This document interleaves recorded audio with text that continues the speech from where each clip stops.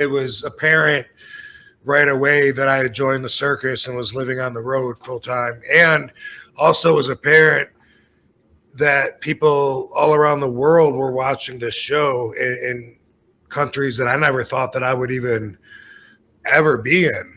And that was kind of like mind blowing, first time I got to go to some of these countries, and I don't know, India and some third world countries, some nicer, but to see all the kids, doing the RVD and for the first time, to actually take that in and be like, wow, they know that.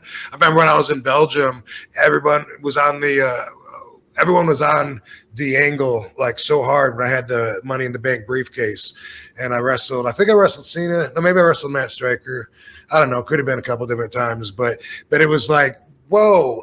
If WWE hadn't brought me to Brussels in Belgium, I would have no idea that I'm a king there. It was just like being in an ECW arena in Philly, had that same feel. Dude, there's all these people way over here on the other side of the world that, only get to see us on TV. So they're so stoked when we're there in person. So, WWE is, as far as the job goes, the travel, the pumping you out there. It's a whole bigger machine than anybody can fathom when they just think about, being on TV once a week or whatever like that. But as far as all that goes, being on TV, there was a lot of politics that were hard to adjust to.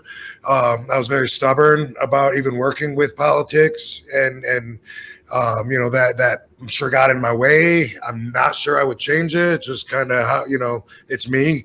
But some things, of course, I would do different. If you go back in time and you wouldn't do anything different, then you haven't grown, But yeah, it was, I felt like I was appreciated. I felt like they loved me. And then I feel like I wasn't appreciated. They don't get me. And then I was appreciated. They loved me. And then I'm not appreciated. They don't get me. It was like a cycle of that the whole time I was there. I always was cognizant of my connection with the fans, always. And so I always felt, when I say that I felt like they don't appreciate me, they don't get me, that just meant The Office. Because when I went out there through the curtain, everyone's got an RVD sign. They're all screaming for me.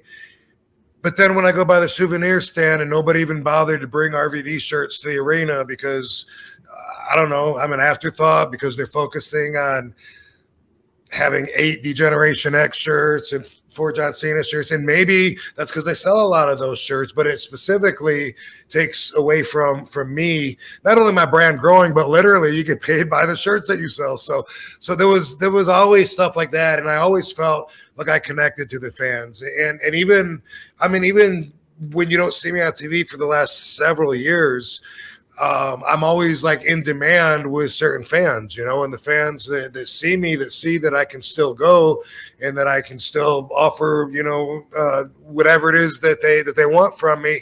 Those fans always have the impression that I could show up on Wednesday on AEW, or maybe I could show up on Monday Night Raw. And every once in a while, I prove them right because I do show up, But that's the value that I have with the fans, and in their mind, how much of an impression I've made on them, so that even if WWE was really spending the money on the huge plans of The Rock and Stone Cold, and for some people they could still say RVD was their favorite during those times, and I'm grateful for that, and I own that, and I love that connection. I get my flowers from the fans every single day, so that's cool. And by the way, look at right now, we just saw RVD.